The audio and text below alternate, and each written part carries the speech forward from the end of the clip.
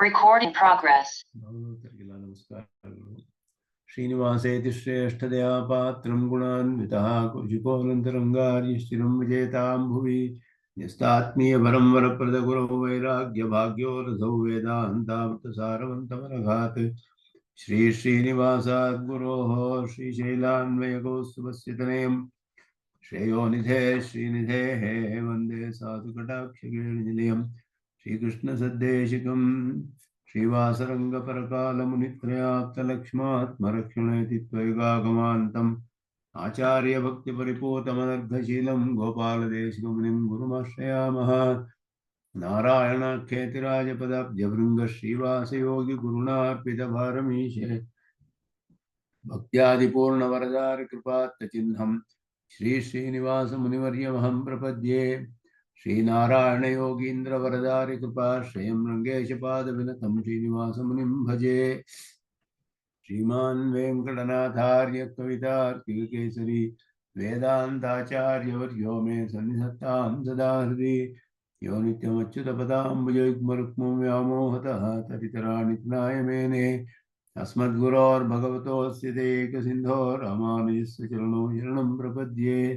ಯತೀಂದ್ರಕೃತಭಾಷ್ಯಾರ್ಥಾಯ ವ್ಯಾಖ್ಯಾನೇನ ದರ್ಶಿತಾಃ ವರಂ ಸುದರ್ಶನಾರ್ಯಂ ತಂ ವಂದೇ ಪೂರಕುಲಾಧಿಪಂ. ವರದಂ ದುರದಾದ್ರೀಶಂ ಶ್ರೀನಿಧಿಂ ಕರುಣಾನಿಧಿಂ ಶರಣ್ಯಂ ಶರಣಂ ಯಾಮಿ ಪ್ರಣತಾರ್ತಿಹರಂ ಹರಿಂ. ಬಹಿರಂತಸ್ತಮಶ್ಚೇದಿ ಜ್ಯೋತಿರ್ವಂದೇ ಸುದರ್ಶನಂ ಯೇನಾವ್ಯಾಹತ ಸಂಕಲ್ಪಂ ವಸ್ತು ಲಕ್ಷ್ಮೀಧರಂ ವಿದುಃ. ಸಮ್ಯಂ ನ್ಯಾಯಕಲಾಪೇನ ಮಹತಾ ಭಾರತೇನ ಚ ಉಪಬೃಂಹಿತ ವೇದಾಯ ನಮೋ ವ್ಯಾಸಾಯ ವಿಷ್ಣುವೇ.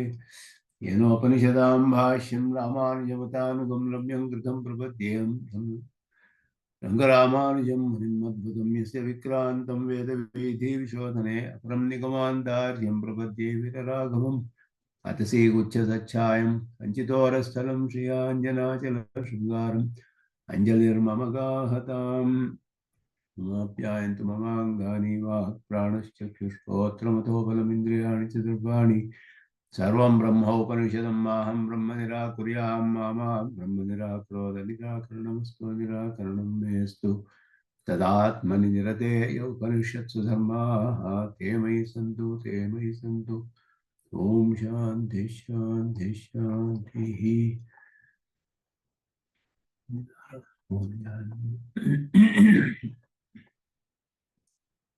ಛಾಂದೋಗ್ಯ ಉಪನಿಷತ್ತಿನ ಸದ್ವಿದ್ಯೆಯಲ್ಲಿ 9ನೇ ಖಂಡವನ್ನ ಆರಂಭಿಸ್ತಾ ಇದ್ದೇವೆ. 8 ಖಂಡಗಳು. 8ನೇ ಖಂಡದಲ್ಲಿ ಸುಷುಪ್ತಿಯ ವಿಷಯವನ್ನು ಆರಂಭಿಸಿದ್ರು.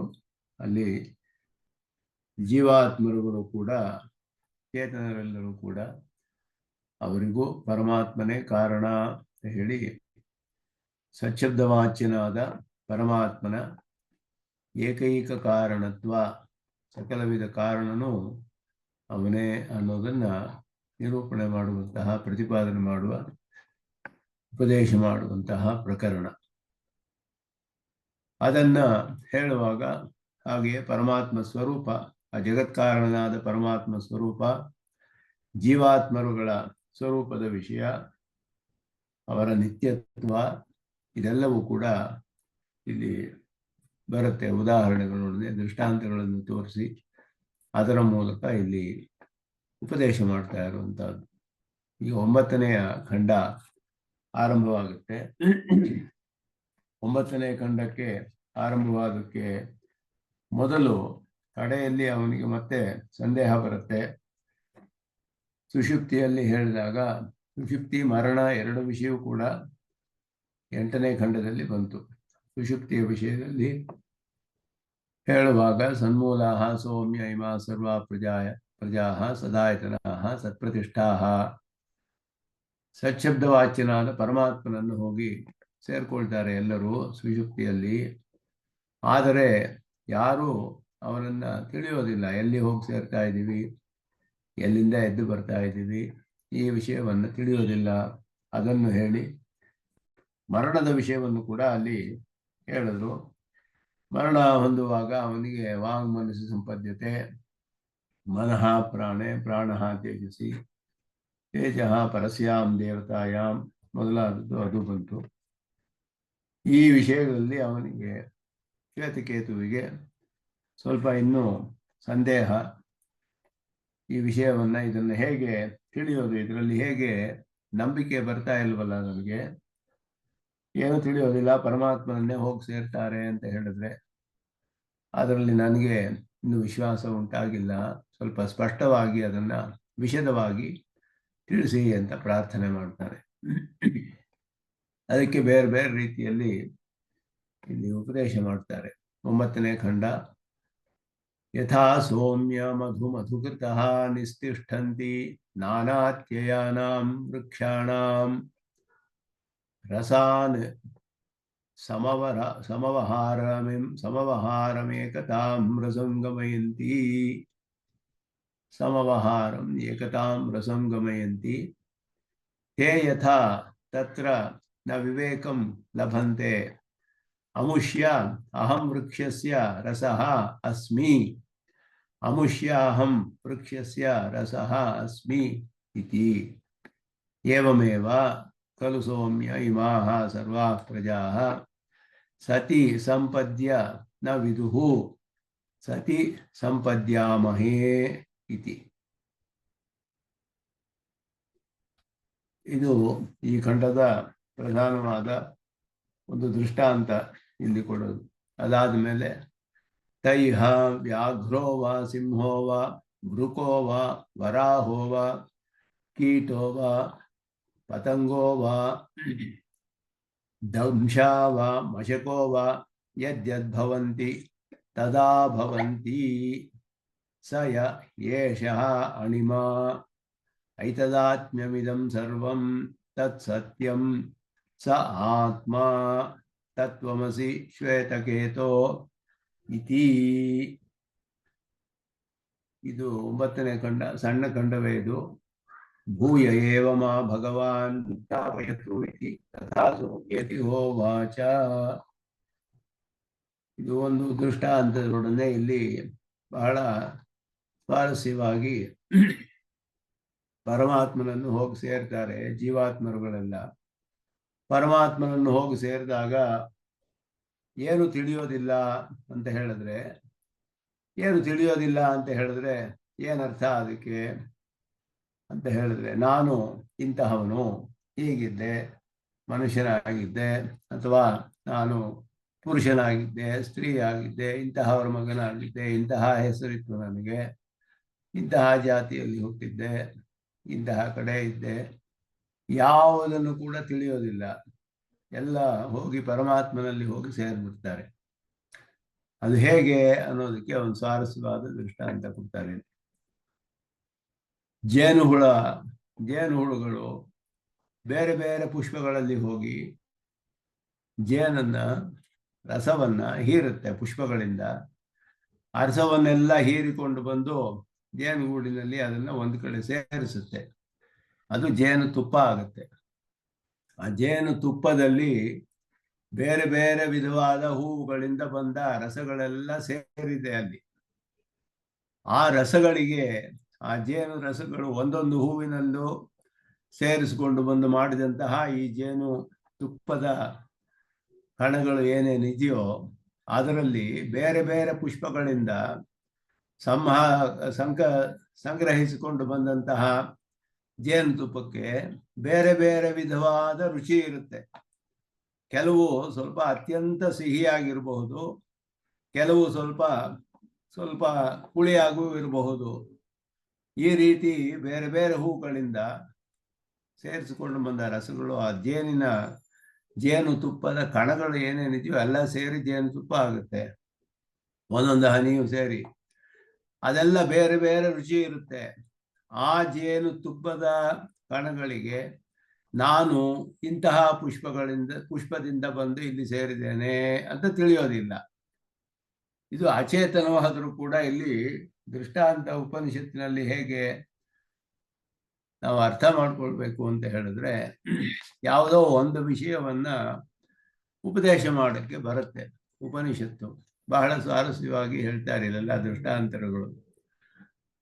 ಅದು ಆ ಒಂದು ವಿಷಯವನ್ನು ಮಾತ್ರ ನಾವು ಈ ದೃಷ್ಟಾಂತರಲ್ಲಿ ಗಮನಿಸಬೇಕು.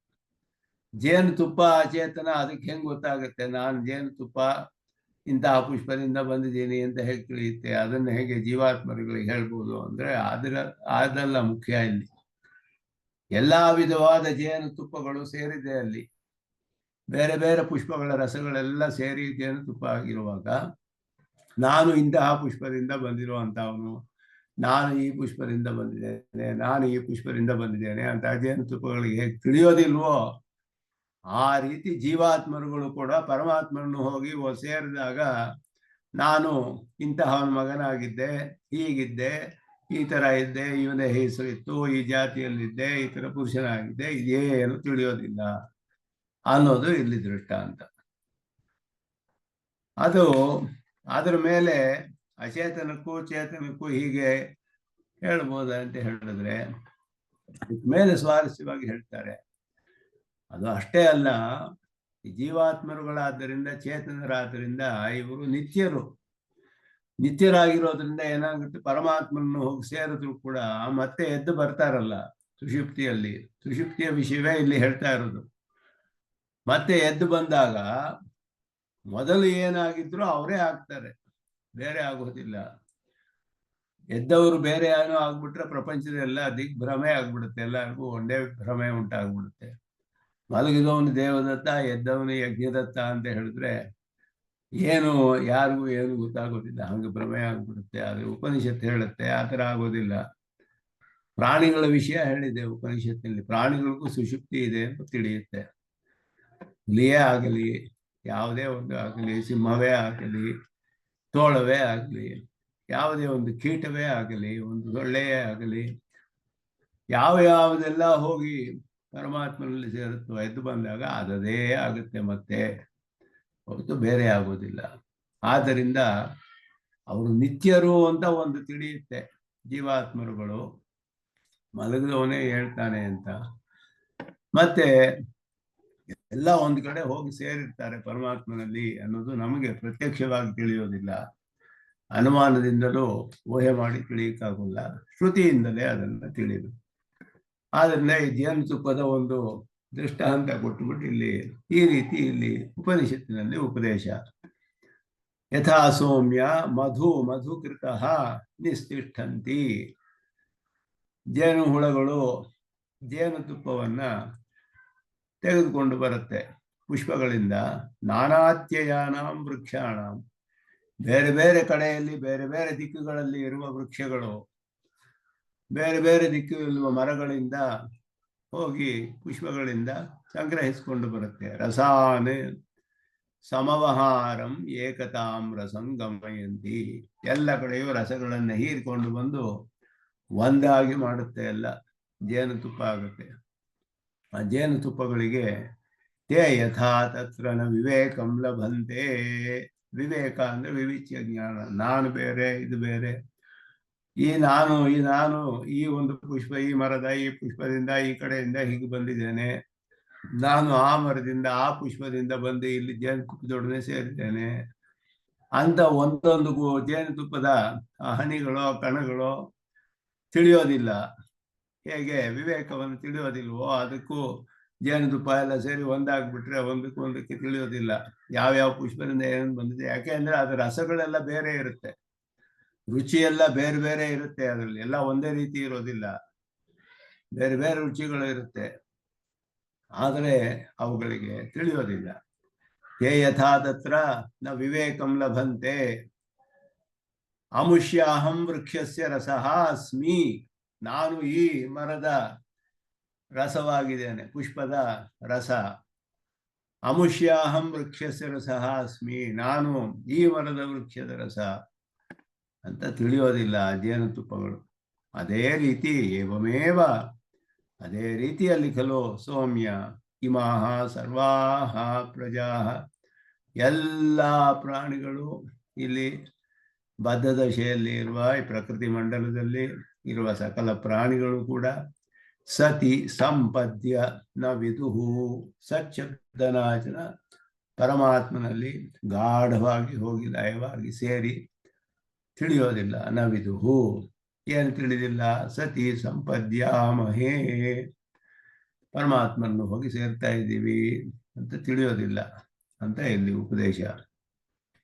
ಮತ್ತೆ ಅದಕ್ಕೆ ಮೇಲೆ ಚೇತನನಾದ್ದರಿಂದ ತೈಹ ತೇ ಇಹ ವ್ಯಾಘ್ರೋವ, ಹುಲಿಯಾಗಿರ್ಬೋದು, ಸಿಂಹೋವ, ವೃಕೋವ, ತೋಳವಾಗಿರ್ಬೋದು, ವರಾಹೋವ, ವರಾಹವಾಗಿರ್ಬೋದು, ಕೀಟೋವ, ಪತಂಗೋವ, ಒಂದು ಕೀಟವೋ ಒಂದು ಚಿಟ್ಟೆಯೋ, ದಂಶೋವ, ಮಶಕೋವ, ಒಂದು ಕಚ್ಚುವಂತಹ ಒಂದು ಸೊಳ್ಳೆನೋ ಮೊದಲಾದ ಪ್ರಾಣಿ, ನೊಣ ಮೊದಲಾದದ್ದು, ಯದ್ಯದ್ಭವಂತಿ ತದಾ ಭವಂತಿ, ಯಾವುದಾಗಿತ್ತೋ ಅದೇ ಆಗುತ್ತೆ ಮತ್ತೆ ಅಂತ ಇಲ್ಲಿ.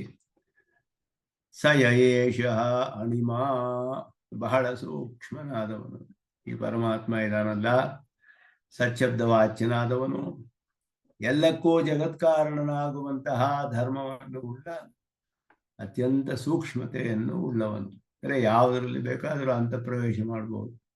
ಜೀವಾತ್ಮನು ಎಲ್ಲ ಪ್ರಕೃತಿ ಪದಾರ್ಥಗಳಿಗಿಂತಲೂ ಸೂಕ್ಷ್ಮ. ಯಾವ ಪ್ರಕೃತಿ ಪದಾರ್ಥದಲ್ಲಿ ಬೇಕಾದರೂ ಅವನು ಪ್ರವೇಶ ಮಾಡಿಸ್ಬೋದು. ಜೀವಾತ್ಮನ ಅವನ ಶರೀರವಾಗಿ ಹೊಂದಬಹುದು. ಬ್ಯಾಕ್ಟೀರಿಯಾ ಇದೆ, ಮೊದಲಾಗಿದೆ, ಎಷ್ಟು ಸೂಕ್ಷ್ಮವಾದ ಶರೀರಗಳು. ಯಾವುದೇ ಒಂದು ಪ್ರಕೃತಿಯ ಅತ್ಯಂತ ಸೂಕ್ಷ್ಮವಾದ ಪ್ರಕೃತಿಯಲ್ಲಿಯೂ ಜೀವಾತ್ಮ ಪ್ರವೇಶ ಮಾಡಬಹುದು. ಅದು ಶರೀರವಾಗಬಹುದು. ಅವನಿಗೆ ಬೇರೆ ಬೇರೆ ಶರೀರಗಳಿರುವ ಪ್ರಾಣಿಗಳು ಇದೆ. ಆ ಜೀವಾತ್ಮನಲ್ಲಿಯೂ ಪ್ರವೇಶ ಮಾಡ್ತಾನೆ ಪರಮಾತ್ಮ. ಅಷ್ಟು ಸೂಕ್ಷ್ಮನಾದವನು ಅಣಿಮಾ. ಅದರಿಂದಲೇ ಎಲ್ಲಕ್ಕೂ ಅಂತರ್ಯಾಮಿಯಾಗಿದ್ದಾನೆ. ಅನುಪ್ರವೇಶ ಮಾಡಿ ಅವರ ಜೀವಾತ್ಮರುಗಳಿಗೆಲ್ಲ ದೇಹಗಳನ್ನು ಉಂಟು ಮಾಡುವನು.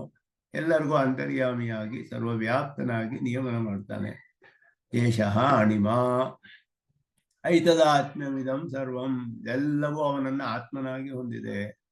ತತ್ ಸತ್ಯಂ, ಎಲ್ಲವೂ ಆತ್ಮನಾಗಿರುವುದು ಸತ್ಯ. ಸಹ ಆತ್ಮ, ಅವನೇ ಸಚ್ಛಬ್ದವಾಚ್ಯನಾದವನೇ ಆತ್ಮ. ತತ್ ತ್ವಮಸಿ, ಅವನೇ ನಿನಗೂ ಆತ್ಮನಾಗಿದ್ದಾನೆ.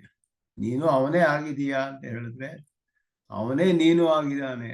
ಅಂದರೆ ಅವನೇ ನಿನ್ನನ್ನು ಶರೀರವಾಗಿ ಉಳ್ಳಂದವನಾಗಿ ನಿನಗೂ ಆತ್ಮನಾಗಿದ್ದಾನೆ ಅನ್ನೋದು ಉಪದೇಶ. ಇಲ್ಲಿ ತನ್ನ ಭಾಷ್ಯದಲ್ಲಿ ವಿವರಿಸ್ತಾರೆ ಸ್ವಲ್ಪ. ಯಥಾ ಸೌಮ್ಯ ಮಧು, ಯಥಾ ಲೋಕೆ ಮಧುಕೃತಃ. ಮಧುಕೃತಃ ಅಂದರೆ ಮರುಮಕ್ಷಿಕಾಃ, ಜೇನುಹುಳುಗಳು.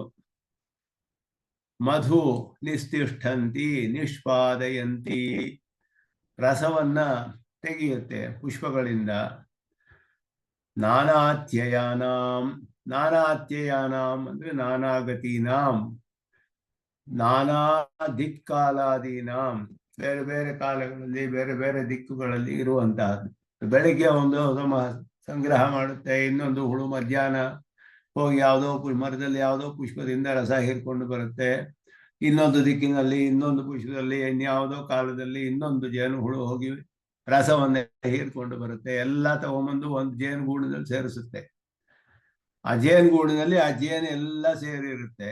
ಆಗ ವೃಕ್ಷಾಣಾಂ ರಸಾನಾಂ, ರಸಾನ್ ಸಮಾಹೃತ್ಯ, ಚೆನ್ನಾಗಿ ಆಹರಿಸಿಕೊಂಡು ತೆಗೆದುಕೊಂಡು, ಮಧುತ್ವೇನ ಐಕ್ಯಂ ಗಮಯಂತಿ, ಎಲ್ಲವನ್ನು ಜೇನನ್ನಾಗಿ, ಜೇನು ತುಪ್ಪವನ್ನಾಗಿ ಮಾಡಿ ಒಂದಾಗಿ ಮಾಡುತ್ತೆ. ತೇಚರಸಾಹ, ಆ ರಸಗಳು ಮಧುತ್ವೇನ ಏಕತಾಂ ಗತಾಹ, ಎಲ್ಲವೂ ಒಂದಾಗಿಬಿಟ್ಟಿರುತ್ತೆ ಜೇನು ತುಪ್ಪವಾಗಿ. ಅಮುಷ್ಯ ವೃಕ್ಷಸ್ಯ ವಕುಳಸ್ಯ ಕುಟಜಸ್ಯ ರಸಃ ಅಸ್ಮಿ, ಈ ಬಕುಳ ಪುಷ್ಪದ ರಸ ನಾನು, ಈ ಕುಟಜ ಪುಷ್ಪದ ರಸ ನಾನು ಅಂತ. ಯಥಾ ವಿವೇಕಂ ನವಲ್ಲಭಂತೆ, ತಿಳಿಯೋದಿಲ್ವೋ ಆ ರಸಗಳು. ಯಾವ ಪುಷ್ಪದಿಂದ ಬಂದಿದೆ ನಾನು, ಯಾವ ಮರದಿಂದ, ಯಾವ ಕಾಲದಲ್ಲಿ, ಯಾವ ದಿಕ್ಕಿನಿಂದ ಹೇಗೆ ಬಂದೆ ನಾನು, ಅದೇನು ತಿಳಿಯೋದಿಲ್ಲ. ಏವಮೇವ ಇಮಾಃ ಸರ್ವಾ ಪ್ರಜಾಃ ಸತಿ ಸಂಪನ್ನಾಃ ಸತ್ಯಃ. ಸಚ್ಛಬ್ದವಾಚ್ಯನಾದ ಪರಮಾತ್ಮನಲ್ಲಿ ಲಯವನ್ನು ಹೊಂದಿದವರಾಗಿ, ಅಂದರೆ ಸಂಶ್ಲೇಷ ವಿಶೇಷ ಅಂತ ಇದಕ್ಕೆ. ಸಂಪತ್ತಿ ಅಂತ ಹೇಳಿದ್ರೆ ಸಂಪನ್ನಾಹ, ಸ್ವರೂಪ ನಾಶವಾಗುವುದಿಲ್ಲ, ಜೀವಾತ್ಮರು ನಿತ್ಯರಾದ್ದರಿಂದ ಅವನೊಡನೆ ಏಕೀಭಾವದಿಂದ ಇರ್ತಾರೆ. ಇದು ಬೇರೆ ಅಂತ ಹೇಳಕ್ಕಾಗದೇ ಇರೋ ಹಾಗೆ ಆ ಸಮಯದಲ್ಲಿ ಅಹಂ ದೇವದತ್ತ, ನಾನು ದೇವದತ್ತ ಆಗಿದ್ದೆ ಮೊದಲು. ಅಹಂ ಅಮುಷ್ಯ ಪುತ್ರ, ಇಂತಹವನ ಮಗ. ಅಧುನಾ ಸತಿ ಸಂಪನ್ನ ಇತಿವಾ, ಇವಾಗ ನಾನು ಸದ್ಯಬ್ದ ವಾಕ್ಯಗಳನ್ನು ಪರಮಾತ್ಮನೊಡನೆ ಸೇರ್ಕೊಂಡಿದ್ದೀನಿ ಅಂತಾನೋ. ಸತಿ ಸಂಪತ್ಸ್ಯಾಮಹೇ ಇತಿವಾ ನ ಜಾನಂತಿ, ಇವಾಗ ಸೇರ್ಕೊಳ್ತಾ ಇದ್ದೀವಿ, ಸೇರ್ಕೊಳ್ತಾ ಇದ್ದೀವಿ. ಮುಂದೆ ಹೋಗಿ ಏನು ತಿಳಿಯೋದಿಲ್ಲ. ಸುಷುಪ್ತಿಯ ಆರಂಭ ಕಾಲವೂ ತಿಳಿಯೋದಿಲ್ಲ, ಮುಗಿಯೋ ಕಾಲವೂ ತಿಳಿಯೋದಿಲ್ಲ. ಇವಾಗ ಬೇಕಾದರೆ ವಾಚಿನಲ್ಲಿ ತಿಳಿಯುತ್ತೆ, ಎಲ್ಲ ರೆಕಾರ್ಡ್ ಮಾಡುತ್ತೆ. ಸುಷುಪ್ತಿ ನಮಗೆ ಯಾವಾಗ ಆಯಿತು, ಎಷ್ಟು ಕಾಲ ಆಯಿತು, ಯಾವ ಸಮಯದಲ್ಲಿ ಆರಂಭಿಸ್ತು ಎಲ್ಲ ರೆಕಾರ್ಡ್ ಮಾಡುತ್ತೆ. ಇವಾಗೆಲ್ಲ ಅದಕ್ಕೆಲ್ಲ ಎಲೆಕ್ಟ್ರಾನಿಕ್ಸ್ ಅಲ್ಲಿ ಗ್ಯಾಡ್ಜೆಟ್ಸ್ ಇದೆ. ತುಂಬ ಡೀಪ್ ಸ್ಲೀಪ್ ಅಂತ ಹೇಳೋದು, ಅದನ್ನ ಯಾವುದೋ ಒಂದು ರೀತಿಯಲ್ಲಿ ಅದು ಮೆಷರ್ ಮಾಡುತ್ತೆ. ಆದರೆ ನಮಗೆ ತಿಳಿಯೋದಿಲ್ಲ. ಜೀವಾತ್ಮನಿಗೆ ಎದ್ದ ಮೇಲೆ ತಿಳಿಯೋದು. ಈ ರೀತಿ ನನಗೆ ಸುಷುಪ್ತಿ ಆಯಿತು, ಆ ಪರಮಾತ್ಮನೊಡನೆ ಸೇರಿದ್ದೆ ಅಂತ ಹೇಳೋದು ಶಾಸ್ತ್ರದಿಂದ ತಿಳಿಬೇಕು.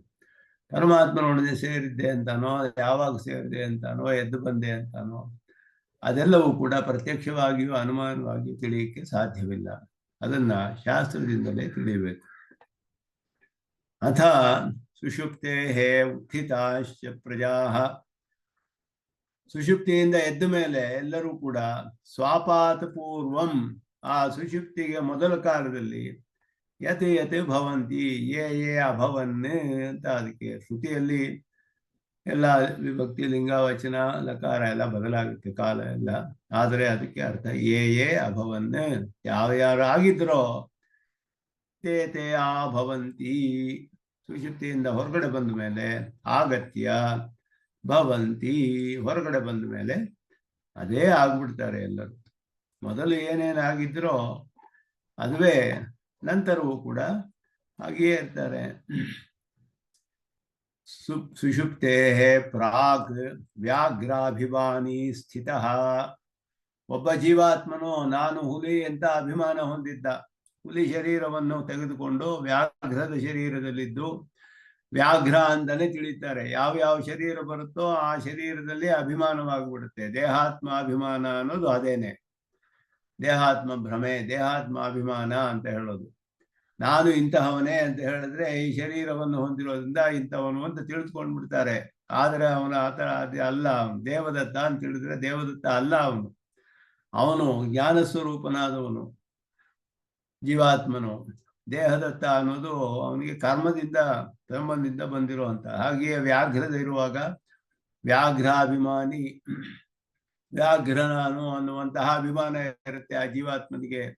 ಸುಷುಪ್ತಿಯ ಅನಂತರಮಪಿ, ಸುಷುಪ್ತಿ ಆದ್ಮೇಲೂ ಕೂಡ ವ್ಯಾಘ್ರ ಹಂ ಇತಿ ಅಭಿಮನ್ಯಮಾನ ಏವ ಭವತಿ, ಆಯಾ ಪ್ರಾಣಿಗಳಿಗೆ ತಿಳಿಯುತ್ತೆ, ಆ ಜೀವಾತ್ಮನಿಗೆ ಆದದೆ ತಿಳಿಯೋದ್ರಿಂದಲೇ ಅದಕ್ಕೆ ಅನುಗುಣವಾದ ಕರ್ಮಗಳನ್ನು ಮಾಡ್ತಾರೆ.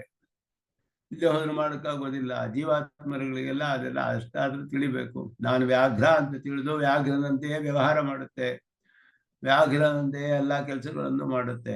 ಇನ್ಯಾವುದೋ ಒಂದು ದೇಹದಲ್ಲಿದ್ರೆ ಆ ರೀತಿ ಮಾಡ್ತೀವಿ. ಮನುಷ್ಯನಿದ್ರೆ ಮನುಷ್ಯನಿಗೆ ಅನುಗುಣವಾದ ಶರೀರಗಳ ಕೆಲಸಗಳನ್ನು ಮಾಡ್ತಾನೆ, ವ್ಯಾಪಾರಗಳನ್ನ. ಅದರಿಂದ ಪೂರ್ವ ವಾಸನಾ ವಾಸಿತ, ಹಿಂದಿನ ವಾಸನೆ ಮುಂದುವರಿಯುತ್ತೆ. ಮುಂದೆ ಎದ್ದ ಮೇಲೂ ಏವ ಉತ್ತಿಷ್ಠಂತಿ ಇತಿ ಯಾವತ್, ಆ ಹಿಂದಿನ ವಾಸನೆ ಹಂಗೆಯೇ ಮುಂದುವರಿಯುತ್ತೆ ಸುಷುಪ್ತಿ ಆದ್ಮೇಲೂ ಕೂಡ. ಜನ್ಮದಿಂದ ಜನ್ಮಕ್ಕೂ ಹೀಗೆ ಬರುತ್ತೆ, ನಮಗೆ ತಿಳಿಯೋದಿಲ್ಲ.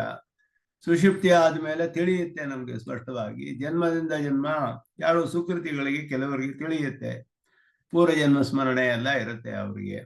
ಆದ್ದರಿಂದಲೇ ಈ ಚೈಲ್ಡ್ ಪ್ರಾಡಿಜಿ ಎಲ್ಲ ಹೇಳೋದೆಲ್ಲ ಆ ರೀತಿಯೇ, ಅವರಿಗೆ ಪೂರ್ವಜನ್ಮ ಸ್ಮರಣೆ ವಾಸನೆ ಅದರಿಂದ ಮುಂದುವರಿಯುತ್ತೆ. ಹಾಗೆ ತತಶ್ಚ ದರ್ಶನಾನುಸಾರಾತ್ ಸುಪ್ತೌ ಲಯ ನ ಪುನರುತ್ಥಿತಿ ವಿರೋಧಿ ಇತಿ ಭಾವ.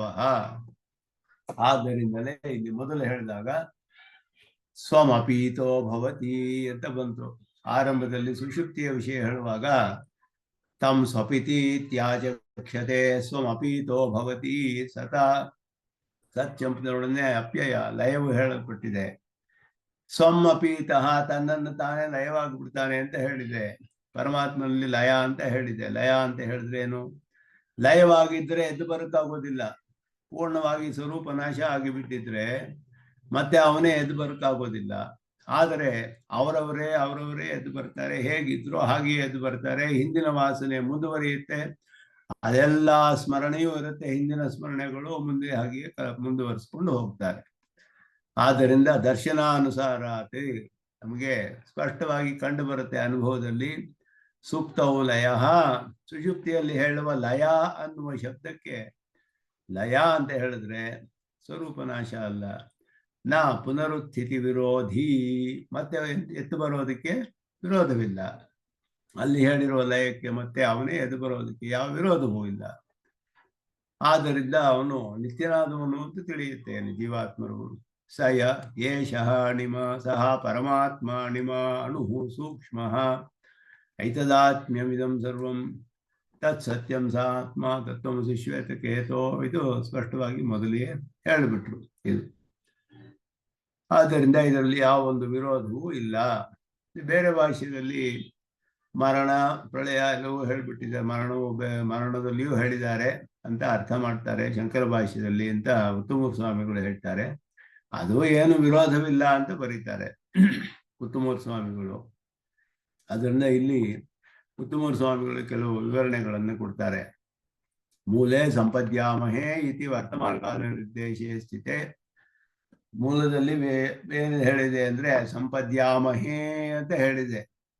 ಸೇರ್ತಾ ಇದ್ದೀವಿ ಅಂತ ಅವ್ರು ತಿಳಿಯೋದಿಲ್ಲ ಅಂತ ಹೇಳಿದ್ರೆ ಸೇರೋ ಕಾಲದಲ್ಲಿ ತಿಳಿಯೋ ವಿಷಯ ಅದು. ವರ್ತಮಾನ ಕಾಲ ಪ್ರೆಸೆಂಟ್ ಟೆನ್ಸು. ಸುಷುಪ್ತಿಯಲ್ಲಿ ಪರಮಾತ್ಮನನ್ನು ಸೇರ್ತಾ ಇರುವಾಗ ಪರಮಾತ್ಮನನ್ನು ಇವಾಗ ನಾನು ಹೋಗಿ ಸೇರ್ತಾ ಇದ್ದೀನಿ ಅಂತ ತಿಳಿಯೋದಿಲ್ಲ ಅವ್ರಿಗೆ ಅಂತ ಉಪನಿಷತ್ ಹೇಳಿರೋದು. ಆದರೆ ಭಾಷ್ಯದಲ್ಲಿ ಏನು ಹೇಳಿದ್ರು? ಸತ್ಶಬ್ದವಾಚಿನಾದ ಪರಮಾತ್ಮನಲ್ಲಿ ಸೇರಿದ್ದೆ, ಅವನಿಂದ ಈಗ ಹೊರಗಡೆ ಬಂದಿದ್ದೀನಿ ಅಂತ ಭೂತ ಭವಿಷ್ಯತ್ ಕಾಲ ಹೇಳ್ಬಿಟ್ರು ಭಾಷ್ಯದಲ್ಲಿ. ವರ್ತಮಾನ ಕಾಲದಲ್ಲಿ ಹೇಳಲಿಲ್ಲ. ಆದರೆ ಅದಕ್ಕೆ ಹೇಗೆ ಅರ್ಥ ಅಂದರೆ ತ್ರಿಕಾಲಿಕ ಅಷ್ಟೇ. ಅದು ಯಾವ ಕಾಲದಲ್ಲೂ ತಿಳಿಯೋದಿಲ್ಲ. ಸೇರ್ತಾ ಇರುವಾಗಲೂ ತಿಳಿಯೋದಿಲ್ಲ, ಸೇರಿದ ಮೇಲೂ ತಿಳಿಯೋದಿಲ್ಲ, ಹೊರಗಡೆ ಬಂದ ಮೇಲೆ. ಎದ್ದ ಮೇಲೆ ತಿಳಿಯುತ್ತೆ ಇವನಿಗೆ. ಹೊರಗಡೆ ಬರುವಾಗ್ಲೂ ನಾ ಈಗ ಬರ್ತಾ ಇದ್ದೀನಿ ಹೊರಗಡೆ ಸತ್ಶಬ್ದವಾಚಿನಾದ ಪರಮಾತ್ಮನನ್ನು ಬಿಟ್ಟು ಅಂತ ತಿಳಿಯೋದಿಲ್ಲ. ಸೇರ್ತಾ ಇರುವಾಗ ಹೋಗಿ ಸೇರ್ತಾ ಇದ್ದೀನಿ ಅಂತ ತಿಳಿಯೋದಿಲ್ಲ. ಸೇರಿರುವಾಗ ಈಗ ಸೇರಿದ್ದೀನಿ ಅಂತಾನು ತಿಳಿಯೋದಿಲ್ಲ.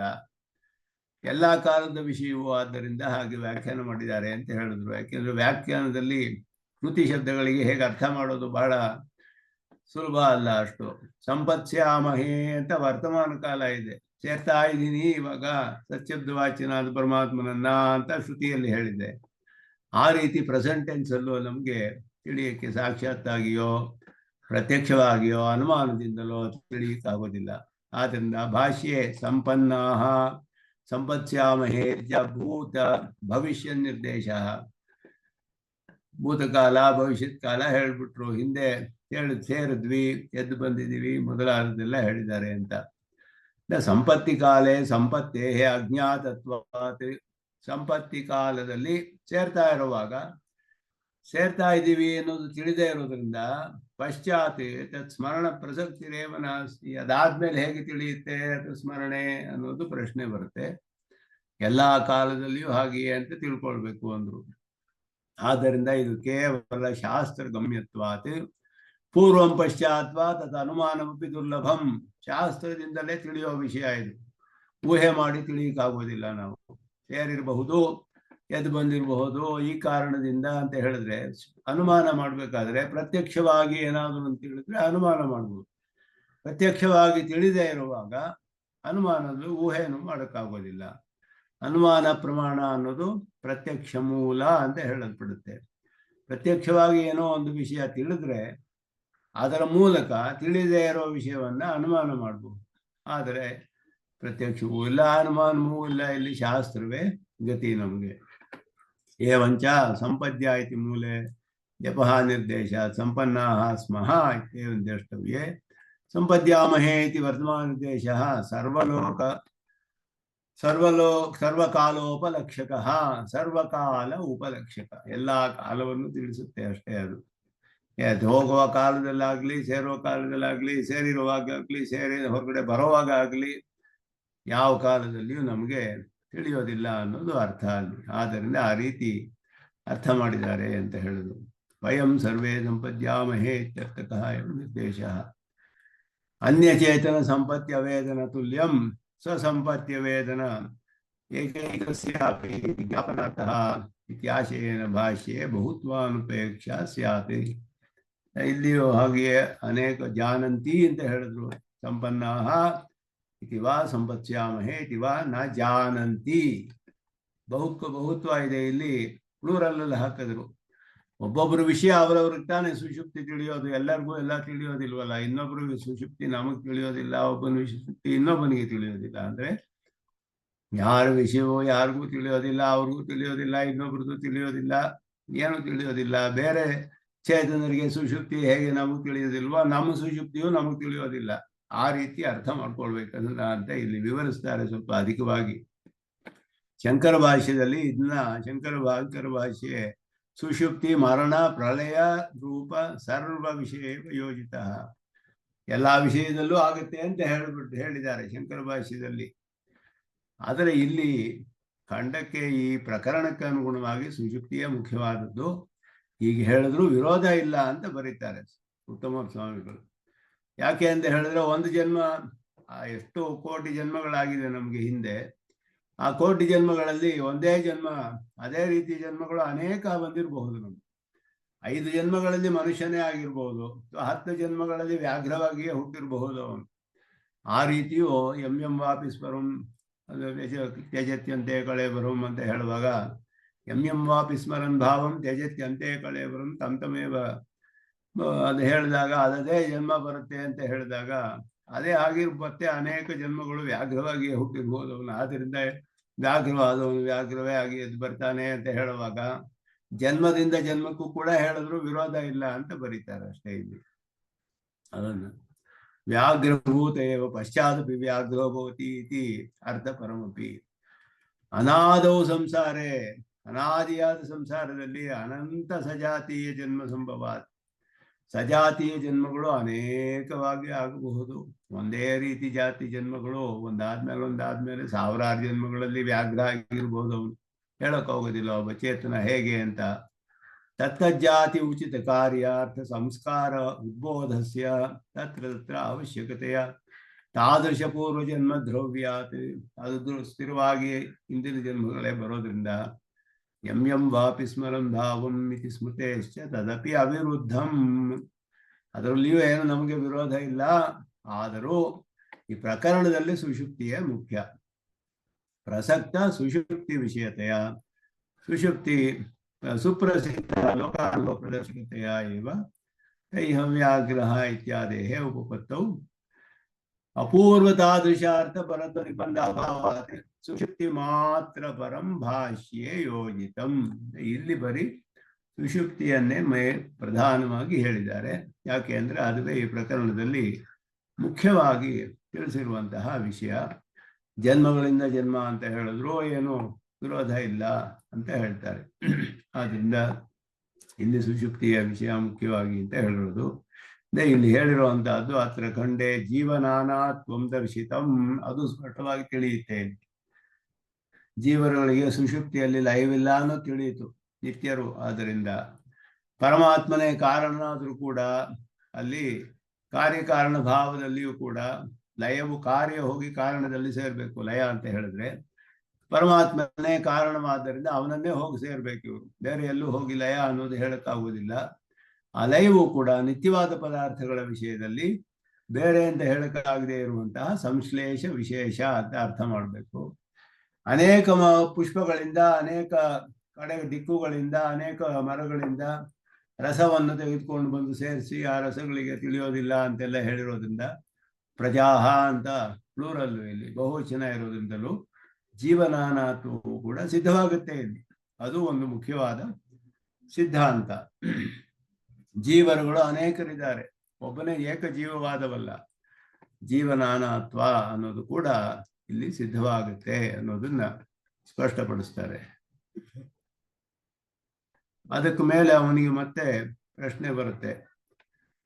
ಏವ ಮುಕ್ತಃ ಶ್ವೇತಕೇತು ಎಲ್ಲ ಕೇಳಿದವನು ಶ್ವೇತವೇತು ಅದೆಲ್ಲ ಕೇಳ್ದ.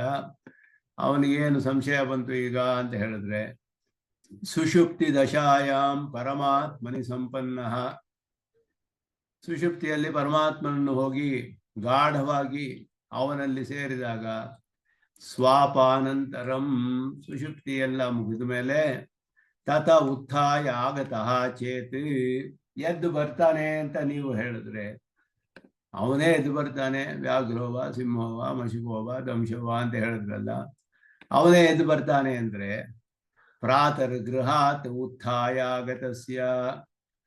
ಈ ಲೌಕಿಕ ದೃಷ್ಟಾಂತಕ್ಕೆ ಇನ್ನೊಂದು ಲೌಕಿಕ ದೃಷ್ಟಾಂತ ಕೊಡ್ತಾರೆ. ನೀವು ಜೇನು ತುಪ್ಪ ಎಲ್ಲ ಹೇಳಿದ್ರಲ್ಲ, ಈ ಉದಾಹರಣೆಗೆ ಏನು ಉತ್ತರ ಕೊಡ್ತೀರಾ ಅಂತ ಒಂದು ಸಂದೇಹ ಬರುತ್ತೆ ಇಲ್ಲಿ. ಬೆಳಗ್ಗೆ ಮನೆಯಲ್ಲಿ ಮಲಗಿರ್ತಾನೊಬ್ಬ, ಮನೆಯಿಂದ ಎದ್ದು ಹೊರಗಡೆ ಹೋಗ್ತಾನೆ. ಹೋದಾಗ ಅವನು ಹೇಳ್ತಾನೆ, ಈ ಮನೆ ಮಲಗಿದ್ದೆ, ಇಲ್ಲಿಂದ ಎದ್ದು ಬಂದೆ ಅಂತ ಚೆನ್ನಾಗಿ ತಿಳಿಯುತ್ತೆ ಅವನಿಗೆ, ಯಾವ ಸಂದೇಹವೂ ಇರೋದಿಲ್ಲ ಅವನಿಗೆ. ಆ ರೀತಿ ಇರುವಾಗ ಪರಮಾತ್ಮನು ಸೇರಿದಾಗ ಮಾತ್ರ ಯಾಕೆ ತಿಳಿಬಾರ್ದು? ಅವನು ಸೇರಿದಾಗಲೂ ತಿಳಿಬೇಕಲ್ಲ. ಪರಮಾತ್ಮನಲ್ಲಿ ಹೋಗಿ ಮಲಗಿಬಿಟ್ಟು ಎದ್ದು ಬಂದ್ರೆ ಪರಮಾತ್ಮನಲ್ಲಿ ಮಲಗಿದ್ದೆ ಅಂತ ಯಾಕೆ ತಿಳಿಬಾರ್ದು ಇವನು? ಮತ್ತು ಮನೆಯಲ್ಲಿ ಮಲಗಿ ಎದ್ದು ಬಂದ್ರೆ ಅವನು ಈ ಮನೆಯಲ್ಲಿ ಮಲಗಿದ್ದೆ ಅಂತ ತಿಳಿತಾನಲ್ಲ ಅವನು ಅಂತ ಇಲ್ಲಿ ಪ್ರಶ್ನೆ. ಅದು ಒಂದು ಸಂದೇಹ ಬರುತ್ತೆ ಅವನಿಗೆ. ಪ್ರಾತರ್ ಗೃಹಾತ್ ಉತ್ಥಾಯ ಆಗತಸ್ಯ, ಬೆಳಿಗ್ಗೆ ಮನೆಯಿಂದ ಎದ್ದು ಬಂದವನು ಗೃಹಾತ್ ಆಗತಃ ಅಸ್ಮಿ ಇತಿ ಪ್ರತಿಸಂಧಾನವತ್, ಮನೆಯಿಂದ ಎದ್ದು ಬಂದಿದ್ದೀನಿ ಅಂತ ತಿಳಿಯೋ ಹಾಗೆ ಸತಃ ಆಗತಃ ಅಸ್ಮಿ ಇತಿ ಪ್ರತಿಸಂಧಾನ ಪ್ರಸಂಗಾತ್, ಹಾಗೆಯೂ ಬರಬೇಕು. ಸಚ್ಛಬ್ದವಾಚ್ಯದಲ್ಲಿ ಮಲಗಿದ್ದು ಎದ್ದು ಬಂದಿದ್ದೀನಿ ಅಂತಲೂ ತಿಳಿಬೇಕಲ್ಲ ಅವನಿಗೆ. ಆದರೆ ತಿಳಿಯೋದಿಲ್ಲ ಅಂತಿರಲ್ಲ. ನೈತತೆ ವಿಸೃಂಭಣೀಯಂ ಮನ್ಯಮಾನ, ಇದು ಹೇಗೆ ಇದರಲ್ಲಿ ವಿಶ್ವಾಸ ಮಾಡೋದು ನಾನು?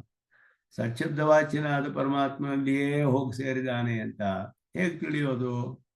ಅದು ತಿಳಿತಾ ಇಲ್ವಲ್ಲ ನನಗೆ. ಆದ್ದರಿಂದ ಇನ್ನೂ ಸ್ವಲ್ಪ ಸ್ಪಷ್ಟಪಡಿಸಿ, ಇನ್ನೂ ನನಗೆ ಅರ್ಥವಾಗಲಿಲ್ಲ ಇದು ಪೂರ್ಣವಾಗಿ. ಭೂಯ ಏವ ಮಾ ಭಗವಾನ್ ವಿಜ್ಞಾಪಯತು, ಭಗವಂತರೇ ಮತ್ತೆ ಪೂಜ್ಯರೇ ಮತ್ತೆ ಇದನ್ನು ಸ್ವಲ್ಪ ವಿಶದಪಡಿಸಿ ಅಂತ ಪ್ರಶ್ನೆ ಮಾಡ್ತಾನೆ. ತಥಾ ಸೌಮ್ಯ ಆಯ್ತು, ಆಗಲೇ ಬಾ ಆಗಲೇ ಇನ್ನೊಂದು ಸ್ವಲ್ಪ ಸ್ಪಷ್ಟವಾಗಿ ಹೇಳ್ತೀನಿ ಕೇಳು ಅಂತ ಹೇಳ್ಬಿಟ್ಟು ಅಲ್ಲಿಗೆ 9ನೇ ಖಂಡ ಮುಗಿಯುತ್ತೆ. ಒಂದೊಂದರಲ್ಲಿಯೂ ಹೀಗೆ ಪ್ರಶ್ನೆ ಮಾಡ್ತಾನ. ಅವನ ಸಂದೇಹಗಳೆಲ್ಲ ಬಂದು ಎಲ್ಲ ಸಂದೇಹಗಳು ಪರಿಹಾರವಾಗಿ ಕಡೆಯಲ್ಲಿ ಎಲ್ಲ ತಿಳಿಯಿತು ಅಂತ ಹೇಳೋವರೆಗೂ ಬಿಡೋದಿಲ್ಲ ಆಚಾರ್ಯರು. ಒಂದು ಎಷ್ಟು ಸಂದೇಹಗಳು ಬೇಕಾದರೂ ಕೇಳು, ಪ್ರಶ್ನೆ ಇದೆಲ್ಲ ಪರಿಪ್ರಶ್ನೆಗಳು, ಇದೆಲ್ಲ ಸರಿಯಾದ ಪ್ರಶ್ನೆಗಳು. ಸಂದೇಹವನ್ನು ಪೂರ್ಣವಾಗಿ ನಿವಾರಣೆ ಮಾಡಿಕೊಳ್ಳೋ ಹಾಗೆ ಪ್ರಶ್ನೆಗಳನ್ನು ಮಾಡಬೇಕಾದ್ದು ಶಿಷ್ಯನ ಕರ್ತವ್ಯ, ಅದನ್ನು ಪರಿಹಾರ ಮಾಡೋದು ಆಚಾರ್ಯರ ಕರ್ತವ್ಯ. ಎರಡೂ ಕೂಡ ಇಲ್ಲಿ ಸ್ಪಷ್ಟವಾಗಿ ನೋಡಬಹುದು. ಮುಂದೆ 9ನೇ ಖಂಡ ಇಲ್ಲಿಗೆ ಮುಗಿಯುತ್ತೆ, 10ನೇ ಖಂಡ ಆರಂಭಿಸುತ್ತೆ ಇಲ್ಲಿಗೆ.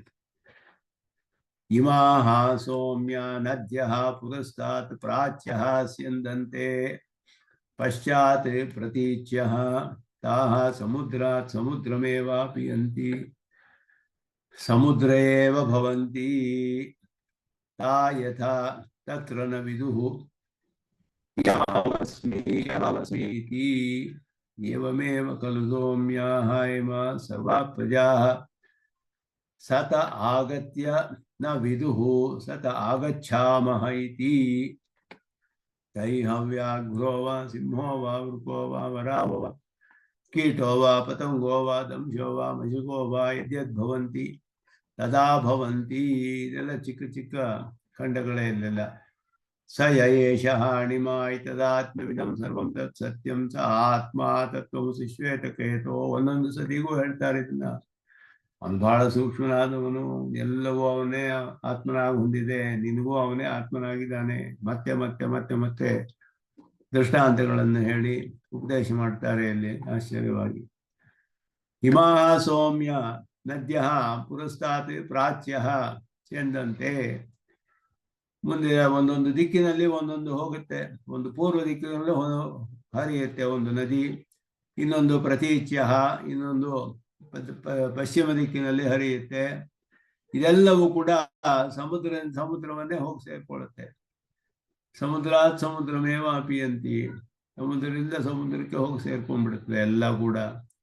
ಸಮುದ್ರಯೇವ ಭವಂತಿ, ಸಮುದ್ರವೇ ಆಗ್ಬಿಡುತ್ತೆ ಹೋಗಿ ಸೇರಿದಾಗ. ತಾ ಯಥಾ ತತ್ರ ನ ವಿದುಹು. ಸಮುದ್ರವನ್ನು ಸೇರಿದ ಮೇಲೆ ನಾನು ಗಂಗಾ ನದಿಯಾಗಿದ್ದೆ, ನಾನು ಯಮುನಾ ನದಿಯಾಗಿದ್ದೆ ಅಂತ ತಿಳಿಯೋದಿಲ್ಲ. ಗಂಗೆಯೂ ಹೋಗಿ ಸೇರುತ್ತೆ, ಯಮುನೆಯೂ ಸೇರುತ್ತೆ, ಗೋದಾವರಿಯೂ ಸೇರುತ್ತೆ, ಎಲ್ಲವೂ ಹೋಗಿ ಸೇರುತ್ತೆ. ಆದರೆ ಯಾವ ನದಿಯೂ ಕೂಡ ಒಂದು ಪೂರ್ವದಲ್ಲಿ ಹೋಗ್ಬೋದು, ಒಂದು ಪಶ್ಚಿಮಕ್ಕೆ ಹೋಗ್ಬೋದು, ಒಂದು ಇನ್ನೆಲ್ಲೋ ದಕ್ಷಿಣಲ್ಲಿ ಹೋಗ್ಬೋದು. ಎಲ್ಲ ನದಿಗಳು ಹೋಗಿ ಸಮುದ್ರದಲ್ಲಿ ಸೇರಿ ಸಮುದ್ರವೇ ಆಗ್ಬಿಡುತ್ತೆ. ಆ ಸಮುದ್ರ ಸೇರಿದ ಮೇಲೆ ನಾನು ಇಂತಹ ನದಿಯಾಗಿದ್ದೆ, ಇಂತಹ ನದಿಯಾಗಿದ್ದೆ, ಇಂತಹ ದಿಕ್ಕಿನೆಲ್ಲ ಬಂದೆ, ಹೀಗೆ ಸೇರಿಕೊಂಡೆ, ಏನು ತಿಳಿಯೋದಿಲ್ಲ. ಇಯಮಹಮಸ್ಮಿ ಇಯಮಹಮಸ್ಮಿ, ನಾನು ಇಂತಹ ಆಗಿದ್ದೆ, ಇಂತಹ ತಿಳಿಯೋದಿಲ್ಲ. ಅದೇ ರೀತಿ ಏವಮೇವ ಖಲು ಸೌಮ್ಯೇಮ ಸರ್ವ ಪ್ರಜಾ ಸತ ಆಗತ್ಯ ನಾಗಮ್ಯನ ವಿದುಹು. ಸತ್ಯದಿಂದ ಹೊರಗಡೆ ಬಂದು ತಿಳಿಯೋದಿಲ್ಲ. ಸತ ಆಗಚ್ಚಾಮಹೇ, ತಿಳಿಯೋದಿಲ್ಲ ಅಂತ ಅದನ್ನ ವಿವರಿಸ್ತಾರೆ ಇಲ್ಲಿ. ಯಥಾ ಗಂಗಾದ್ಯಾಹ ನದ್ಯ, ಗಂಗೆ ಮೊದಲಾದ ನದಿಗಳು ಪ್ರಾಚ್ಯ ಪೂರ್ವದಿಕ್ ಪ್ರಸ್ಥಿತಾ ಪ್ರಾಂಗುಖತೆಯ ಸಮುದ್ರಂ ಯಾಂತಿ. ಪೂರ್ವ ದಿಕ್ಕಿನಲ್ಲಿ ಹೋಗುತ್ತಾ ಇರೋದು ಪೂರ್ವ ದಿಕ್ಕಿನಲ್ಲಿಯೇ ಹೋಗಿ ಪೂರ್ವಾಭಿಮುಖವಾಗಿ ಹೋಗಿ ಸಮುದ್ರವನ್ನು ಸೇರುತ್ತೆ. ಪೂರ್ವಾಭಿಮುಖವಾಗಿ ಹೋಗಿ ಪ್ರಾಂಗುಖತೆಯ ಸಮುದ್ರಂ ಯಾಂತಿ, ಪೂರ್ವಾಭಿಮುಖವಾಗಿ ಹೋಗಿ ಸಮುದ್ರವನ್ನು ಸೇರುತ್ತೆ.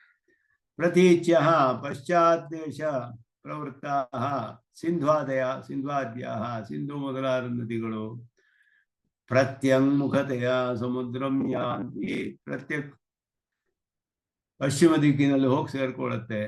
ಪುನಶ್ಚ ಸಮುದ್ರಾತ್ ಸಮುದ್ರಂ ಗಚ್ಚಂತಿ, ಸಮುದ್ರ ಪರ್ಯಂತ ದೇಶಾತ್ ಸಮುದ್ರ ಮಧ್ಯಂ ಗತ್ವಾ. ಸಮುದ್ರಾತ್ ಸಮುದ್ರಂ ಗಚ್ಚಂತಿ ಅಂತ ಹೇಳಿದ್ರೆ ಒಂದು ಸಮುದ್ರದಿಂದ ಇನ್ನೊಂದು ಸಮುದ್ರಕ್ಕೆ ಹೋಗುತ್ತೆ ಅಂತ ಅರ್ಥವಲ್ಲ. ಸಮುದ್ರ ಪರ್ಯಂತ ಪ್ರದೇಶದಿಂದ ಮಧ್ಯಕ್ಕೆ ಹೋಗಿ ಸೇರ್ಕೊಳ್ಳುತ್ತೆ ಅಂತ ಅರ್ಥ. ಸಮುದ್ರವನ್ನು ಸೇರೋ ಜಾಗದಲ್ಲಿ ಹೋಗಿ ಸೇರ್ಕೊಂಡು ಮಧ್ಯದಲ್ಲಿ ಹೋಗಿ ಸೇರ್ಕೊಂಡು ಸಮುದ್ರವೇ ಆಗಿಬಿಡುತ್ತೆ ಅಂತ ಅರ್ಥ. ಸಮುದ್ರೇಣ ಏಕೀಭೂತಾಃ ಸತ್ಯಃ, ಏಕೀಭೂತಾಃ ಸತ್ಯಃ. ಇಯಂ ಗಂಗಾ ಅಹಮಸ್ಮಿ, ನಾನು ಗಂಗಾ ನದಿಯಾಗಿದ್ದೇನೆ. ಇಯಂ ಯಮುನಾ ಅಹಮಸ್ಮಿ, ನಾನು ಯಮುನಾ ನದಿಯಾಗಿದ್ದೇನೆ. ಇತ್ಯೇವಂ, ಈ ರೀತಿಯಾದ ಪ್ರತ್ಯಭಿಜ್ಞಾತು, ಈ ರೀತಿ ಜ್ಞಾಪಿಸ್ಕೊಳ್ಳೋಕ್ಕೆ ಅಸಮರ್ಥಾಃ ಭವಂತಿ, ಸಾಮರ್ಥ್ಯವಿರೋದಿಲ್ಲ, ಸಮರ್ಥವಾಗೋದಿಲ್ಲ. ಸಮುದ್ರವನ್ನು ಹೋಗಿ ಸಮುದ್ರದ ಆರಂಭ ಪ್ರದೇಶದಲ್ಲಿ ಹೋಗಿ ಸೇರಿದ ಮೇಲೆ ಸಮುದ್ರ ಮಧ್ಯದಲ್ಲಿ ಹೋಗಿ ಸೇರಿಬಿಟ್ಟು ಸಮುದ್ರವೇ ಆಗ್ಬಿಡುತ್ತೆ. ಆದರೆ ನಾನು ಗಂಗಾ ನದಿಯಾಗಿದ್ದೆ, ನಾನು ಯಮುನಾ ನದಿಯಾಗಿದ್ದೆ ಅಂತ ಯಾವುದಕ್ಕೂ ಕೂಡ ಜ್ಞಾಪಕ ಬರೋದಿಲ್ಲ. ಆ ಒಂದು ಜ್ಞಾನ ಇರೋದಿಲ್ಲ. ಅದೇ ರೀತಿ ಸುಪ್ತೋತ್ಥಿತಾಃ ಅಪಿ, ಸುಷುಪ್ತಿಯಲ್ಲಿ ನಿದ್ದೆ ಮಾಡಿ ಗಾಢವಾಗಿ ಎದ್ದವರು ಕೂಡ ಸತಃ ಉತ್ಥಿತಾಃ ಆಗತಾಃ, ಸಚ್ಶಬ್ದವಾಚ್ಯನಾದ ಪರಮಾತ್ಮನಿಂದ ನಾನು ಎದ್ದು ಬಂದಿದ್ದೇನೆ ಅಂತ ಆಗತಾಃ ಇತಿ ನ ಪ್ರತ್ಯಭಿಜ್ಞಾತು ಸಮರ್ಥಾ ಭವಂತಿ, ಅವರಿಗೆ ಜ್ಞಾಪಕ ಇರೋದಿಲ್ಲ. ಪರಮಾತ್ಮನಲ್ಲಿ ಹೋಗಿ ಸೇರಿದೆ ಅನ್ನೋದು ಜ್ಞಾಪಕ ಇರೋದಿಲ್ಲ. ಗಾಢವಾಗಿ ನಿದ್ದೆ ಮಾಡಿದ್ದೆ ಅನ್ನೋ ತಿಳಿಯುತ್ತೆ ಹೊರತು ಯಾರನ್ನು ಹೋಗಿ ಸೇರಿದ್ದೆ, ಎಲ್ಲಿ ಸೇರಿದ್ದೆ, ಎಲ್ಲಿಂದ ಎದ್ದು ಬಂದೆ, ಇದು ದೊಡ್ಡ ಪ್ರಶ್ನೆ. ಇದು ಯಾರಿಗೂ ಇದುವರೆಗೂ ತಿಳಿದಿಲ್ಲ. ಶಾಸ್ತ್ರದಿಂದಲೇ ತಿಳಿಬೇಕು. ವಿಜ್ಞಾನಿಗಳಿಗೂ ಗೊತ್ತಿಲ್ಲ. ಎಲ್ಲಿ ಇರುತ್ತೆ, ಏನಾಗುತ್ತೆ, ಹೇಗೆ ಹೋಗುತ್ತೆ, ಏನು ಹೇಳಕ್ಕಾಗೋದಿಲ್ಲ. ಎದ್ದು ಬಂದಿರೋದು ಗೊತ್ತಾಗುತ್ತೆ ಅಷ್ಟೇ. ಅಪಿತು ವ್ಯಾಘ್ರಾಧಿಭಾವ ಭಾವ ಮಾತ್ರ ಅನುಸಂಧತೆ, ನಾನು ವ್ಯಾಘ್ರ ಅನ್ನೋದು ಕೂಡ ಅನ್ನೋದಷ್ಟೇ ತಿಳಿಯುತ್ತೆ. ನಾನು ದೇವದತ್ತ ಅನ್ನೋದು ತಿಳಿತಾನಷ್ಟೇ, ಇನ್ನೇನು ತಿಳಿಯೋದಿಲ್ಲ. ಇತಿ ಏವಂ ಬೋಧಿತೇನ ಶ್ವೇತಕೇತುನ, ಈ ರೀತಿ ಉಪದೇಶ ಮಾಡಿದ್ರು. ನನು ಸುಪ್ತೋತ್ಥಿತಸ್ಯ ಸಹ ವ್ಯಾಘ್ರಃ ಅಹಂ ಇತಿ ಅನುಸಂಧಾನ ಬಲಾತ್, ನಿದ್ದೆ ಮಾಡಿ ದೀರ್ಘವಾಗಿ ನಿದ್ದೆ, ಆಳವಾಗಿ ನಿದ್ದೆ ಮಾಡಿ ಎದ್ದ ಮೇಲೆ ನಾನು ಹುಲಿ ಅನ್ನೋದು ಅವನಿಗೆ ತಿಳಿಯುತ್ತಲ್ಲ. ಮತ್ತೆ ನಾಶ ಅಭಾವಸ್ಯ ಅಭ್ಯುಪಗಂತವ್ಯತ್ವೇ, ನಾಶ ಅನ್ನೋದು ಇಲ್ಲ ಅನ್ನೋದು ತಿಳಿದು ಬರುತ್ತೆ. ಈಗ ಇಷ್ಟಿಗೆ ಒಂದು ವಿಷಯ ಸ್ಪಷ್ಟವಾಯ್ತು ಅವನಿಗೆ. ನಾಶಾಭಾವ ಅನ್ನೋದು ಒಪ್ಕೊಂಡಂಗಾಯ್ತು ಇಲ್ಲಿವರೆಗೆ. ಇಷ್ಟುವರೆಗೆ ಅವನೇ ಹೇಳ್ತಾನೆ, ಅವನೇ ಬರ್ತಾನೆ ಹೇಳ್ತಾನೆ ಅಂತ ತಿಳಿದ್ಮೇಲೆ ಇವನಿಗೆ ನಾಶವಿಲ್ಲ, ಜೀವಾತ್ಮನಿಗೆ ಸುಷುಪ್ತಿಯಲ್ಲಿ ನಾಶ ಇಲ್ಲ ಅನ್ನೋದು ಒಂದು ಸ್ಪಷ್ಟವಾಯಿತು. ಇವಾಗ ಇಷ್ಟು ಎರಡು ವಿಷಯ ಇಷ್ಟು ತಿಳಿದ ಮೇಲೆ ದೃಷ್ಟಾಂತದಲ್ಲಿ ಜೀವಾತ್ಮನಿಗೆ ಸುಷುಪ್ತಿಯಲ್ಲಿ ನಾಶವಿಲ್ಲ ಸ್ಪಷ್ಟವಾಗುತ್ತೆ. ಈಗ ಮರಣದಲ್ಲಿ ಹೇಗೆ ಅನ್ನೋ ಪ್ರಶ್ನೆ. ಮರಣಾನಂತರಂ ಕದಾಪಿ ಪೂರ್ವಜನ್ಮ ಸ್ಮರಣ ಅಭಾವಾತ್, ಯಾವಾಗಲೂ ಮರಣದಲ್ಲಿ ಪೂರ್ವಜನ್ಮ ಇರೋದಿಲ್ವಲ್ಲ, ಸ್ಮರಣೆ. ಜೀವಸ್ಯ ದೇಹ ವಿಯೋಗ ಸಮಯೇ ನಾಶಃ ಕಸ್ಮಾತ್ ನ ಸ್ಯಾತ್ ಇತಿ ಮನ್ಯಮಾನೇನ. ಮತ್ತೆ ಇಲ್ಲಿ ಕೇಳ್ತಾನಲ್ಲ, ಭೂಯ ಏವ ಮಾ ಭಗವಾನ್ ವಿಜ್ಞಾಪಯತು ತಥಾ ಕರೋಮ್ಯೇತಿ ಹೋವಾಚ. ಮತ್ತೆ ನನಗೆ ಇನ್ನು ವಿಷದಪಡಿಸಿ, ಸ್ಪಷ್ಟವಾಗಿಲ್ಲ ಅಂದ. ಇಷ್ಟಕ್ಕೆ ಒಂದು ವಿಷಯ ಸ್ಪಷ್ಟವಾಗಿ ತಿಳಿಯುತ್ತೆ. ಇವಾಗ ಎರಡು ಉದಾಹರಣೆಗಳು ಕೊಟ್ಟ ಮೇಲೆ, ಒಂದು ಜೇನುತುಪ್ಪಗಳ ಉದಾಹರಣೆ, ನದಿಯ ಉದಾಹರಣೆ, ಇದರಿಂದ ಅವನಿಗೆ ಒಂದು ಸ್ಪಷ್ಟವಾಯಿತು. ಎರಡು ಸತಿ ಹೇಳಿದ ಮೇಲೆ ಸುಷುಪ್ತಿಯಲ್ಲಿ ಜೀವಾತ್ಮರಿಗೆ ನಾಶವಿಲ್ಲ, ಇದು ಸ್ಪಷ್ಟವಾಗಿ ತಿಳಿದು ಬರುತ್ತೆ ಇವನಿಗೀಗ. ಇನ್ನು ಮರಣದ ವಿಷಯ ಬರುತ್ತೆ. ಮರಣವಾದಾಗಲೂ ಹೀಗೆ ಬರ್ಬೇಕಲ್ಲ. ಸುಷುಪ್ತಿಯಲ್ಲಿ ಏನು ತಿಳಿಯೋದಿಲ್ಲ, ಸಚ್ಛಬ್ದ ವಾಚನ ಪರಮಾತ್ಮನಿದ್ದೆ ಎದ್ದು ಬಂದೆ ಅಂದ್ರೆ ನನಗೆ ಅದ್ರಲ್ಲಿ ನಾಶವಾಗೋದಿಲ್ಲ, ನಾನೇ ಎದ್ದು ಬರ್ತೀನಿ. ಮರಣದಲ್ಲಿ ಗೊತ್ತೇ ಆಗೋದಿಲ್ವಲ್ಲ ನಮ್ಗೆ, ಹಿಂದಿನ ಜನ್ಮದಲ್ಲಿ ಏನಾಗಿದ್ವಿ ಅಂತ ಯಾರಿಗೆ ಗೊತ್ತಿರುತ್ತೆ, ತಿಳಿಯೋದಿಲ್ಲ. ಮರಣದಲ್ಲೂ ಹೀಗೆ ಯಾಕೆ ತಿಳಿಬಾರ್ದು? ನಾಶವಾಗದೆ ಇದ್ದಿದ್ರೆ, ಇವನು ನಿತ್ಯವಾಗಿದ್ದಿದ್ರೆ ಮರಣದಲ್ಲಿಯೂ ಕೂಡ ಈ ವಿಷಯ ಜ್ಞಾಪಕ ಇರಬೇಕಾಗಿತ್ತು ಅವನಿಗೆ ಅಂತ ಪ್ರಶ್ನೆ. ಇದು ಒಂದು ನಿಜವಾದ ಪ್ರಶ್ನೆ, ಸರಿಯಾದ ಸಂದೇಹವೇ ಅವನಿಗೆ ಬಂದಿರೋದು.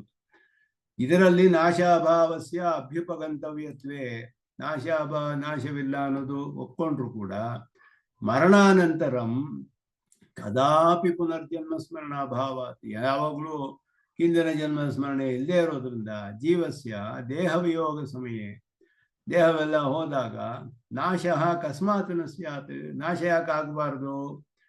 ಚಾರ್ವಾಕರು ಅದೇ ಹೇಳ್ತಾರೆ, ದೇಹ ಏವ ಭವೇದಾತ್ಮ ತನ್ನಾಶ ಮೋಕ್ಷ ಇರಿತಃ ಅಂತ ಹೇಳುದು. ದೇಹವೇ ಆತ್ಮ, ದೇಹ ನಾಶವಾದರೆ ನಾಶನು ಮೋಕ್ಷ ಅವನಿಗೆ ಅಷ್ಟೇ, ಜೀವಾತ್ಮ ಅಷ್ಟೇ, ಇನ್ನೇನು ಜೀವಾತ್ಮ ಇರೋದಿಲ್ಲ. ಆಮೇಲೆ ಮೋಕ್ಷ ಅಂದ್ರೆ ಮುಗೀತು ಅವನ ಕತೆ ಅಷ್ಟೇ, ಏನೂ ಆಗೋದಿಲ್ಲ ಆಮೇಲೆ ಅಂತ ಹೇಳೋರು ಇದ್ದಾರೆ. ಅದರಲ್ಲಿ ಹೇಗೆ ನನಗೆ ನಂಬಿಕೆ ಬರುತ್ತೆ? ಮರಣದಲ್ಲಿ ಜೀವನಿತ್ಯತ್ವ ಅನ್ನೋದು ಹೇಗೆ ತಿಳಿಯುತ್ತೆ ಅಂತ ಇಲ್ಲಿ ಪ್ರಶ್ನೆ ಮಾಡ್ತಾನೆ. ಮನ್ಯಮಾನೇನ ಭೂಯ ವಿಜ್ಞಾಪಯತು ಇತಿ ಪ್ರಾರ್ಥಿತ. ಮತ್ತೆ ಪ್ರಶ್ನೆ ಮಾಡ್ತಾನೆ, ಪ್ರಾರ್ಥನೆ ಮಾಡ್ತಾನೆ, ಇನ್ನೊಂದು ಸ್ವಲ್ಪ ಸ್ಪಷ್ಟಪಡಿಸಿ ನನಗೆ. ತಥಾಸ್ತು ಇತಿ ಅವೋಚತ್ ಆಚಾರ್ಯ, ಹಾಗೆ ಆಗ್ಲಪ್ಪ ಅಂತ ಹೇಳಿದ್ರು. ಇದರಲ್ಲಿ ಬ್ರಹ್ಮಸೂತ್ರ ಭಾಷ್ಯದ ಅಧಿಕರಣಗಳು ಬರುತ್ತೆ, ಅದನ್ನ ತಿಳಿಸ್ತಾರೆ. ಏತತ್ ಖಂಡಾಧಿಕರಣಂ ಲಿಖ್ಯತೆ. ಇದರಲ್ಲಿ ಒಂದು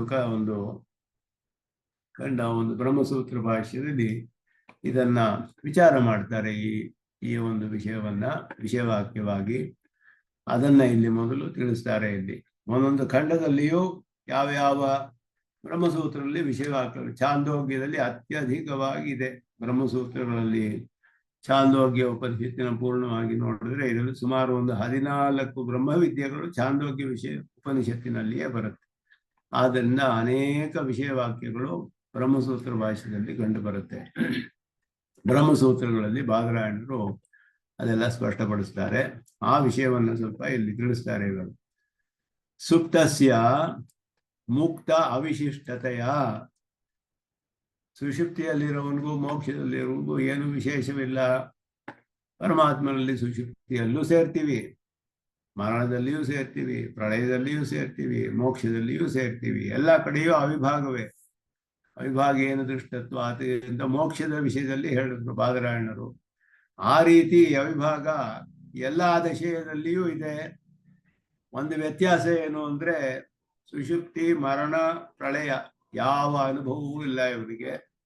ಮೋಕ್ಷದಲ್ಲಿ ಆನಂದ ಅನುಭವ, ಪರಿಪೂರ್ಣವಾದ ಆನಂದ ಅನುಭವ ಇದೆ. ಇದು ದೊಡ್ಡ ವ್ಯತ್ಯಾಸ. ಆದರೆ ಪರಮಾತ್ಮನನ್ನು ಸೇರುವ ವಿಷಯ ಯಾವ ರೀತಿ ಸೇರ್ತೀವಿ, ವಿಶೇಷ ಸಂಶ್ಲೇಷ ವಿಶೇಷ ಏಕೀಭಾವದಿಂದ, ಅದರಲ್ಲಿ ಯಾವ ಒಂದು ಸಂದೇಹವು ಅದು ಒಂದೇ ರೀತಿಯಲ್ಲಿ ಇರುತ್ತೆ. ಇಲ್ಲಿ ಅವನಿಗೆ ಪ್ರಕೃತಿ ಸಂಸರ್ಗ ಇನ್ನೂ ಇರುತ್ತೆ, ಅಲ್ಲಿ ಪ್ರಕೃತಿ ಸಂಸರ್ಗ ಇರೋದಿಲ್ಲ. ಆದ್ದರಿಂದ ಮುಕ್ತ ಅವಿಶಿಷ್ಟತೆಯ ಅಂತ ಇಲ್ಲಿ ಪೂರ್ವ ಪಕ್ಷ. ಮೋಕ್ಷದಲ್ಲಿಯೂ ಇಲ್ಲಿಯೂ ಸುಷುಪ್ತಿಯಲ್ಲಿಯೂ ಯಾವುದು ವಿಶೇಷವಿಲ್ಲ, ಡಿಫರೆನ್ಸ್ ಇಲ್ಲ, ಯಾವ ವ್ಯತ್ಯಾಸವೂ ಇಲ್ಲ. ಬ್ರಹ್ಮಣಿ ಲೀನಸ್ಯ, ಬ್ರಹ್ಮನಲ್ಲಿ ಲಯನಾದವನಿಗೆ ಪುನರ್ದೇಹ ಸಂಬಂಧ ಅಸಂಭವಾತ್, ಪರಮಾತ್ಮನನ್ನು ಸೇರಿದ್ಬಿಟ್ರೆ ಮತ್ತೆ ದೇಹ ಬರಬಾರ್ದು ಅವನಿಗೆ. ಆದ್ದರಿಂದ ಅನ್ಯ ಏವ ಉತ್ತಿಷ್ಠತಿ, ಬೇರೆ ಯಾರೋ ಎದ್ದೇಳಬೇಕು ಮರಣದಲ್ಲಿ. ಉತ್ತದ ಸುಷುಪ್ತಿಯಲ್ಲಿಯೂ ಬೇರೆ ಯಾರೋ ಎದ್ದೇಳಬೇಕಾಗಿತ್ತು. ಸುಪ್ತಿರಹಿತ ಪುರುಷೇಶು ವೈದಿಕ ಕರ್ಮಣಾಂ ಸಾಫಲ್ಯಂಚ ಭವಿಷ್ಯತಿ ಇತಿ ಪ್ರಾಪ್ತಿ ಉಚ್ಯತೆ. ವೇದ ಕರ್ಮಗಳಿಗೆಲ್ಲ ಫಲ ಅನುಭವಿಸೋದು ಯಾರಪ್ಪ ಮತ್ತೆ ಅಂತ ಹೇಳಿದ್ರೆ, ಸುಷುಪ್ತಿ ಎಲ್ಲ ಯಾರಿಗೆ ಇಲ್ವೋ ಅವ್ರಿಗೆ ಮಾತ್ರ ವೇದಿಕ ಕರ್ಮಗಳ ಫಲ ಅನುಭವಿಸ್ತಾರೆ. ಸುಷುಪ್ತಿ ಇರೋರಿಗೆ ಅನುಭವಿಸಬಾರದು, ಯಾಕೆಂದ್ರೆ ಅವ್ರ ಮೋಕ್ಷ ಬಂದ್ಬಿಡ್ಬೇಕು ಸುಷುಪ್ತಿಯಲ್ಲಿ ಅಂತ ಪೂರ್ವ ಪಕ್ಷ. ಇದು ಒಂದು ರೀತಿ ಸ್ವಾರಸ್ಯವಾದ ಪೂರ್ವ ಪಕ್ಷ ಹಾಕ್ತಾರೆ ಇಲ್ಲಿ. ವೈದಿಕ ಕರ್ಮಗಳಿಗೆ ಫಲ ಅನುಭವಿಸ್ಬೇಕಲ್ಲ, ಇವನು ಮಾಡಿರೋದೆಲ್ಲ ಅದು ಸಫಲವಾಗಬೇಕಾದ್ರೆ ಇವನು ಸುಷುಪ್ತಿಯಿಂದ ಎದ್ದು ಬಂದಿರ್ತಾನೆ, ಮತ್ತೆ ಅನುಭವಿಸ್ಬೋದು ಕರ್ಮ ಫಲವನ್ನ. ಅಂದ್ರೆ ಹೇಳಿದ್ರೆ ಸುಷುಪ್ತಿಯಲ್ಲಿಯೂ ಮೋಕ್ಷದಲ್ಲಿಯೂ ಒಂದೇ ರೀತಿ ಆಗ್ಬಿಟ್ರೆ ಮತ್ತೆ ಹೇಗೆ ಅನುಭವಿಸ್ತಾನೆ ಅಂತ ಹೇಳಿದ್ರೆ, ಕೆಲವರು ಸುಷುಪ್ತಿಯೇ ಬರೋದಿಲ್ಲ ಅಂತವರಿಗೆ ವೈದಿಕ ಕರ್ಮ ಫಲ ಎಲ್ಲ ಬರುತ್ತೆ, ಸುಷುಪ್ತಿ ಇರೋರಿಗೆ ಮೋಕ್ಷ ಆಗ್ಬಿಡುತ್ತೆ. ಹೀಗೆ ಅರ್ಥ ಮಾಡ್ಬೇಕು ಅಂತ ಪೂರ್ವ ಪಕ್ಷ ಆಯ್ತು. ಇದು ಎಷ್ಟು ಇಮ್ಯಾಜಿನೇಷನ್ ಹೇಗೆ ಮಾಡ್ತಾರೆ ಪೂರ್ವ ಪಕ್ಷ. ಕೆಲವ್ರು ಮಾತ್ರ ಸುಷುಪ್ತಿ ಇರುತ್ತೆ ಅಂತವ್ರಿಗೆ ಸುಷುಪ್ತಿಯಲ್ಲಿಯೇ ಮೋಕ್ಷ.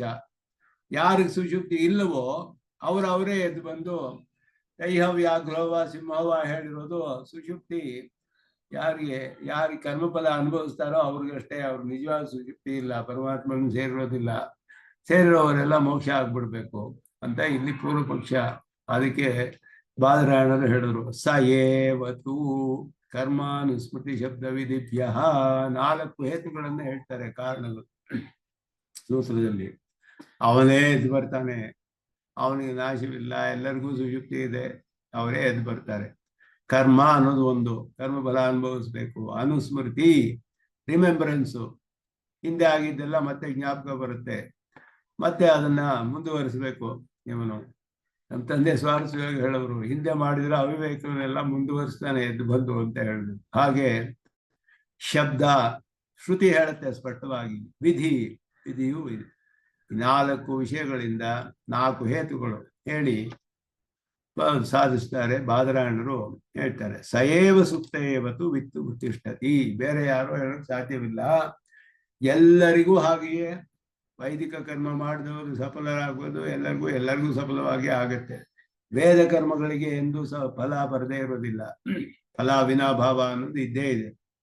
ಆದ್ದರಿಂದ ವೇದ ನಿತ್ಯ ಶಬ್ದವು ಅದು ಪ್ರಜಾಪತಿರ್ವಾಚ ಸತ್ಯಮ ಪಶ್ಯತಿ, ಶ್ರುತಿ ಹೇಳುತ್ತೆ.